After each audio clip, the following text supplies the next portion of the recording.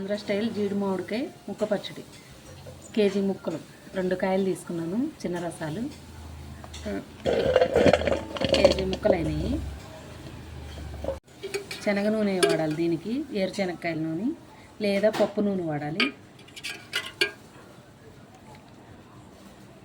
జీడి మామిడికాయ పచ్చడి కదా, నూనె సరిపడా పోసేసుకుంటే సరిపోతుంది. 3 గంటలు పోసాను.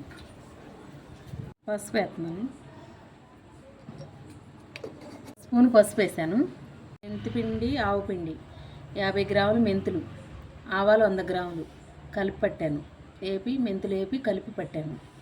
ఇది 1 గ్లాసుడు. కారం 1 టీ గ్లాసుడు. కారం పట్టించిన కారం ఇది, ఇంట్లోనే మేము పట్టించుకొని వాడుకుంటాం. కారం గ్లాస్ వేసాం కాబట్టి ఉప్పు 1/2 గ్లాస్ వేస్తున్నాను. దీన్ని ఇప్పుడు కలుపుకోవాలి. ఉల్లిపాయలు వేస్తున్నాను.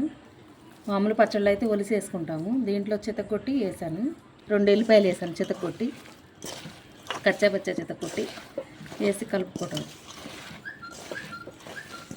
మామిడికాయ పచ్చడి కలపటం అయిపోయింది. పెట్టుకుంటే జాడీలో పెట్టుకోవాలి, లేదంటే గాజు సీసాలో పెట్టుకోవాలి. ప్లాస్టిక్ వాటిలో పెడితే పాడైపోతుంది పచ్చడి, నిల్వ ఉండదు, పచ్చడి పాడైపోతుంది. నేను గాజు సీసాలోనే పెడుతున్నాను. పచ్చట్లో నూనె కనపడట్లేదు అనుకుంటున్నారేమో, రేపటికల్లా నూనె ముక్క ఊరి నూనె కనపడిద్ది. సరిపోద్ది నేను పోసిన నూనె. కలిపాక తీసేసి పక్కన పెట్టుకున్నాక ఈ గిన్నెలోనే వేడివేడి అన్నం వండి కలిపి పెడతాను అందరికీ. ఫస్ట్ మా మనవరాలకు పెడుతున్నాను. మా మనవరాల పేరు అనుశ్రీ, మా అమ్మమ్మ పేరు. మా కోడలకు పెడుతున్నాను, మా పెద్దమ్మాయికి పెడుతున్నాను.